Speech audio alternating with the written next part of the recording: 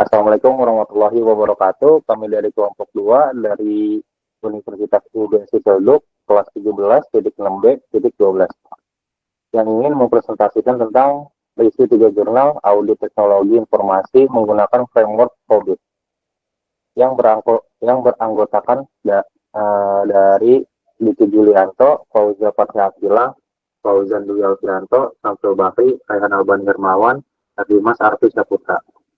Selanjutnya akan dilanjutkan oleh Samsul Bahri.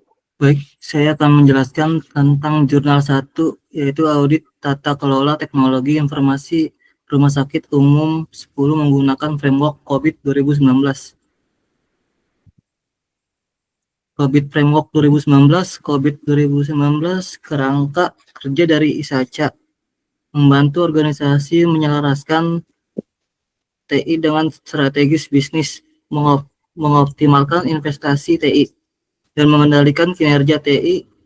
Framework ini mencakup prinsip tata kelola 40 proses dalam 5 domain, komponen tata kelola, struktur, proses, budaya, faktor desain untuk penyesuaian, dan model kematangan skala 0-5 untuk mengukur kedewasaan proses TI guna meningkatkan efisiensi dan keandalan. Latar belakang dari jurnal ini, di era digital saat ini, pemanfaatan teknologi informasi telah menjadi kebutuhan utama dalam mendukung proses bisnis dan operasional di berbagai sektor, termasuk sektor pelayanan kesehatan seperti rumah sakit.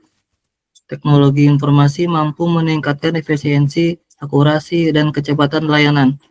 Namun di sisi lain juga menghadirkan tantangan terkait tata kelola dan pengendalian sistem informasi yang digunakan.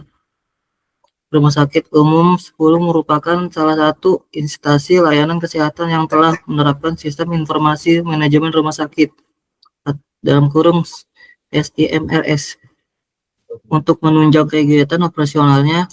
Penggunaan SIMS yang dibangun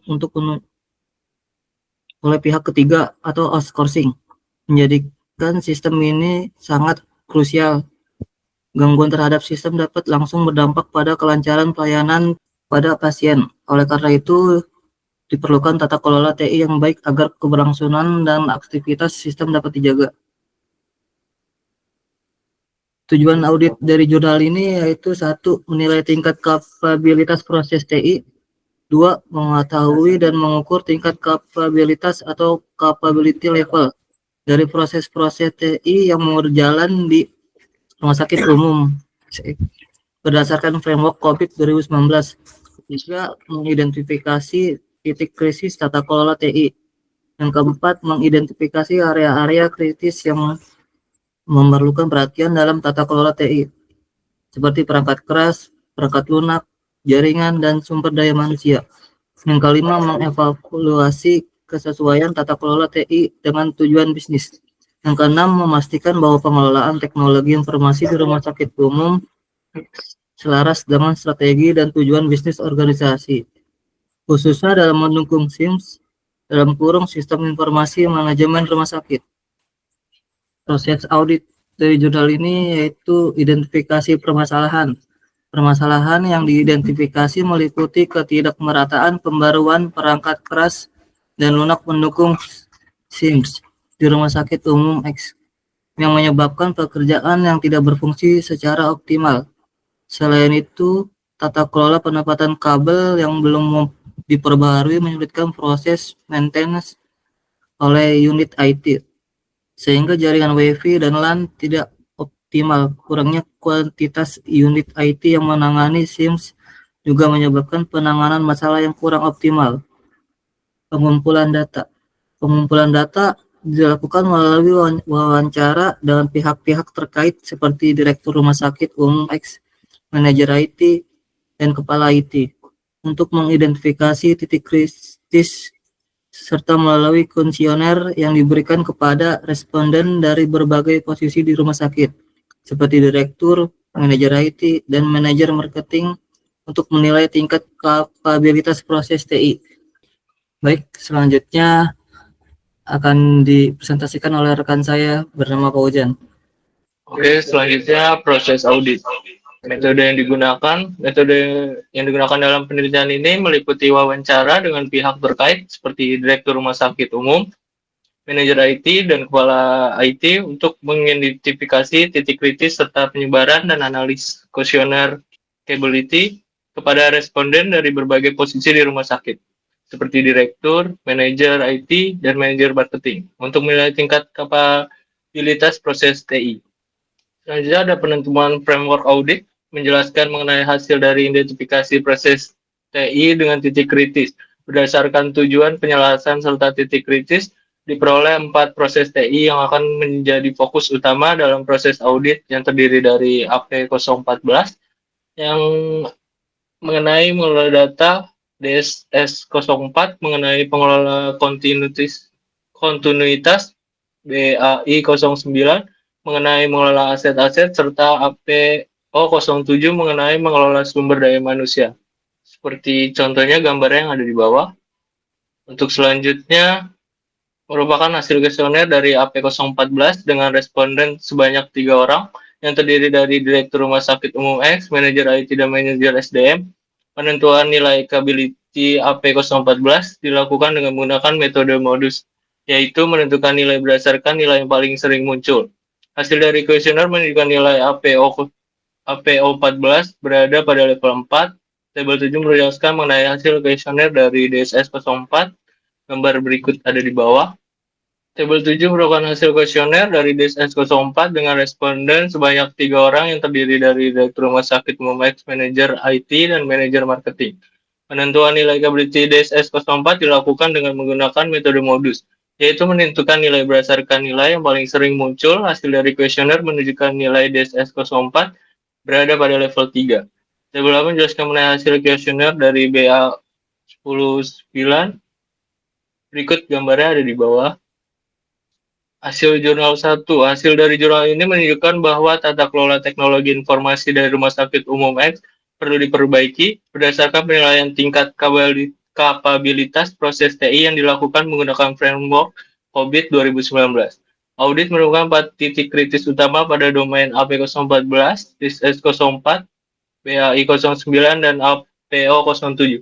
Dengan tingkat kapabilitas proses TI yang bervariasi dan sebagian masih pada level rendah hingga sedang. Hasil ini mengindikasikan perlunya peningkatan dalam pengelolaan data, kontinuitas layanan, aset TI, dan sumber daya manusia untuk mencapai tata kelola TI yang lebih baik. Untuk selanjutnya bisa dilanjutkan oleh teman saya, Arfi. Baik, saya akan melanjutkannya. Kesimpulan jurnal 1, yaitu kesimpulan dari jurnal ini adalah bahwa tata kelola teknologi informasi di Rumah Sakit Umum X masih perlu diperbaiki. Berdasarkan hasil audit menggunakan framework COVID 2019 yang menunjukkan adanya titik kritis pada domain APO14, DSS04, BAI09, dan APO07. Tingkat kapabilitas proses IT yang ada saat ini masih bervariasi dan sebagian berada pada level rendah hingga sedang, sehingga diperlukan peningkatan dalam pengelolaan data, kontinuitas layanan, aset TI, dan sumber daya manusia untuk mencapai tata kelola TI yang lebih baik. Berikut adalah jurnal kedua yang berjudul Audit Sistem Informasi Sumber Daya Manusia pada PT Interkon Terminal Indonesia menggunakan Framework COVID. Framework COVID 4.1 adalah framework yang pengelolaan dan pengendalian TI yang dirancang untuk memastikan bahwa teknologi informasi mendukung selaras dengan tujuan bisnis organisasi. Framework ini sangat bermanfaat untuk pengawasan audit dan perbaikan kinerja TI dalam suatu organisasi. Latar belakang jurnal tentang framework COVID 4.1 berfokus pada kebutuhan organisasi untuk mengelola TI secara efektif dan selaras dengan tujuan bisnis. Meningkatnya ketergantungan pada TI menambah kompleksitas risiko sistem informasi, sehingga diperlukan kerangka kerja untuk pengendalian, pengukuran kinerja, dan kepatuhan regulasi. COVID 4.1 menawarkan panduan terstruktur untuk tata kelola TI, menjembatani kesenjangan antara kebutuhan bisnis dan fungsi TI. Tujuannya adalah melakukan audit terhadap sistem informasi sumber daya manusia di PT Interkon Terminal Indonesia menggunakan framework COVID 4.1 guna menilai tingkat kematangan dan efektivitas pengelolaan sistem tersebut. Berikutnya akan dilanjutkan oleh rekan saya yang bernama Diki Julianto. Dipersilakan. Baik, terima kasih. Adapun untuk proses auditnya itu sendiri, yang pertama adalah melakukan penyebaran kuesioner kepada responden, yaitu untuk mengukur tingkat kematangan sistem informasi teknologi di PT Intercon itu sendiri menggunakan framework COVID 4.1. Kemudian data yang diperoleh dianalisis berdasarkan domain PO, DS, dan juga ME dari COVID 4.1 untuk menilai tingkat kematangan proses TI dan pengelolaan sumber daya manusia itu sendiri.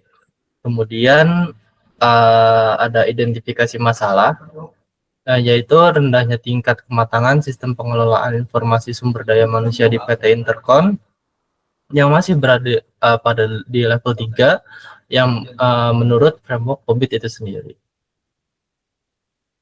Lalu untuk pengumpulan datanya itu sendiri dilakukan melalui penyebaran kuesioner kepada responden yang telah ditentukan untuk mengukur tingkat kematangan sistem teknologi informasi di PT Intercon Terminal Indonesia menggunakan framework COVID 4.1. Dan untuk metode yang digunakan itu sendiri masih rendahnya tingkat kematangan sistem pengelolaan informasi sumber daya manusia di PT Intercon yang masih berada pada tahap 3 menurut framework COVID itu sendiri.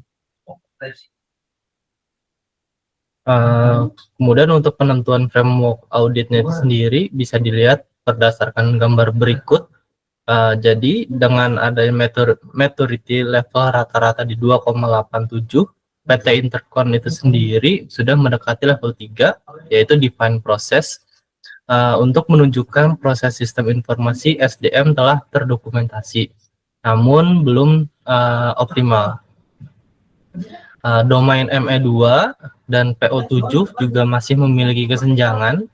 Perusahaan masih perlu memperkuat pengendalian internal melalui audit rutin, meningkatkan manajemen SDM TI dan juga pelatihan, dan kemudian memperbaiki kualitas sistem POB untuk keandalan dan efisiensi yang mendukung tujuan bisnisnya itu sendiri.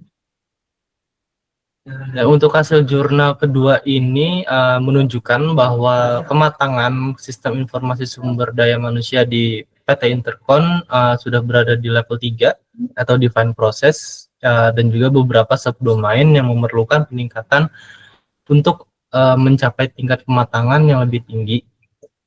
Nah, adapun untuk rekomendasi yang diberikan oleh kelompok kami adalah untuk peningkatan kompetensi SDM dan penguatan sistem TI guna mendukung keberhasilan strategi perusahaan. Dan juga untuk kesimpulan dari jurnal kedua ini adalah bahwa tingkat kematangan sistem informasi sumber daya manusia di PT Intercon saat ini masih di level 3 atau define process, meskipun sudah berjalan dengan baik, namun masih ada perlu peningkatan di beberapa subdomain serta peningkatan kompetensi SDM guna mendukung keberhasilan strategi perusahaan. Untuk selanjutnya akan dijelaskan dengan rekan saya yaitu Fauza. Padanya dipersilakan. Baik, saya menjelaskan tentang jurnal 3 yang berjudul Audit TI Perguruan Tinggi COVID 2019. Latar belakangnya, pentingnya melakukan penilaian dan audit terhadap tata kelola teknologi informasi TI untuk memastikan bahwa investasi TI yang besar dan penggunaan sumber daya TI dapat memberikan manfaat yang optimal dan sesuai dengan standar yang berlaku. Penilaian ini diperlukan karena hasil dari investasi TI yang besar belum tentu terukur dan sesuai standar, sehingga perlu dilakukan audit untuk mengetahui tingkat kemampuan proses TI dan memastikan pelaksanaan yang sesuai. Selain itu, perkembangan teknologi dan bisnis yang terus berubah menuntut adanya penyelarasan antara TI dan kebutuhan organisasi, yang dapat dibantu dengan kerangka kerja COVID 2019 sebagai standar komprehensif untuk mencapai tujuan tersebut.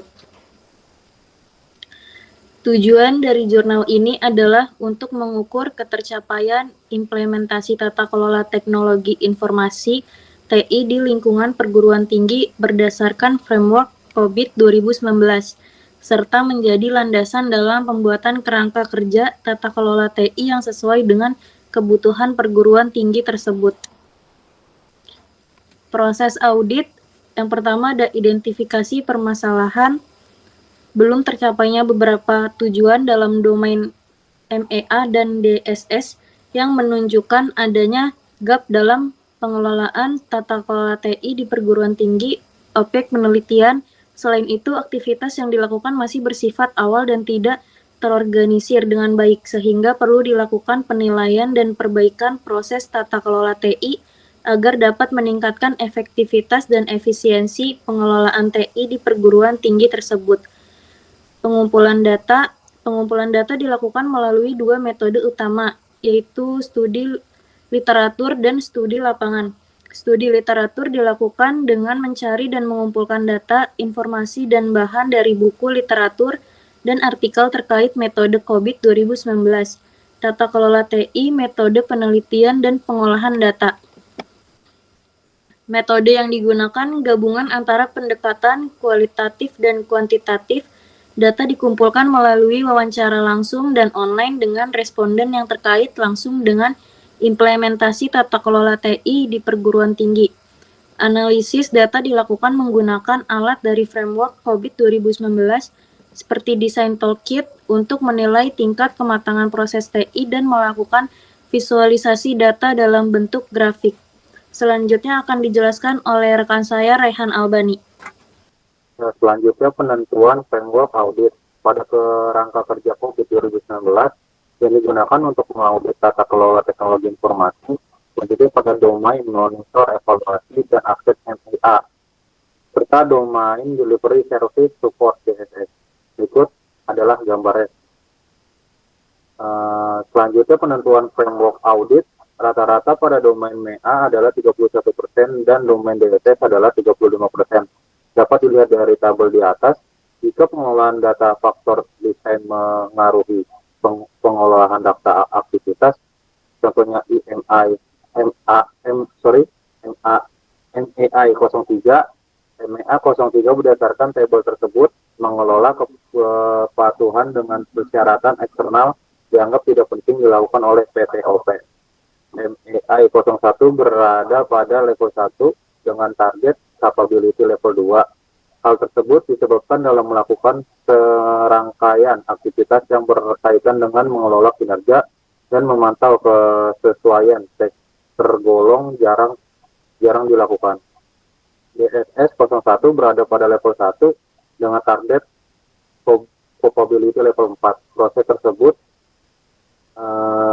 lebih mencapai tujuan dengan mengadopsi serangkaian aktivitas yang tidak lengkap yang diklasifikasi sebagai aktivitas awal atau aktivitas institusi inklusif tidak terlalu terorganisasi dengan baik. Hasil jurnal 3. Hasil dari jurnal ini menunjukkan bahwa tingkat kematangan proses tata kelola TI di perguruan tinggi saat ini berada pada level 1, yang berarti proses berjalan tetapi belum terorganisir secara optimal. Selain itu, analisis gap mengidentifikasi area yang perlu perbaikan agar tata kelola TI dapat meningkat ke level yang lebih tinggi dan lebih efektif. Kesimpulan dari jurnal ini adalah bahwa tingkat kematangan proses tata kelola TI di perguruan tinggi saat ini berada pada level 1, yang menunjukkan bahwa proses berjalan tetapi belum optimal. Penerapan framework COVID 2019 dapat membantu dalam menilai, mengidentifikasi gap, dan merancang perbaikan sistematis untuk meningkatkan efektivitas tata kelola TI secara berkelanjutan. Selanjutnya, kesimpulan dari mereview pada ketiga jurnal audit TI dengan menggunakan framework COVID.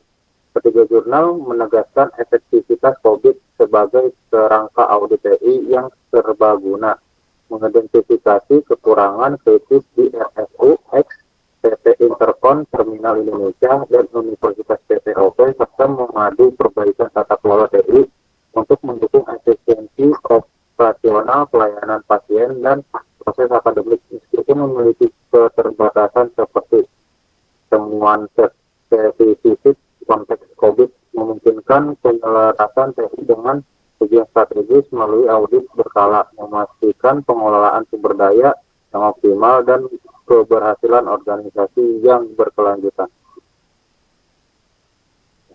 Sekian dari presentasi kami pada hari ini, kurang lebihnya mohon maaf. Wassalamualaikum warahmatullahi wabarakatuh.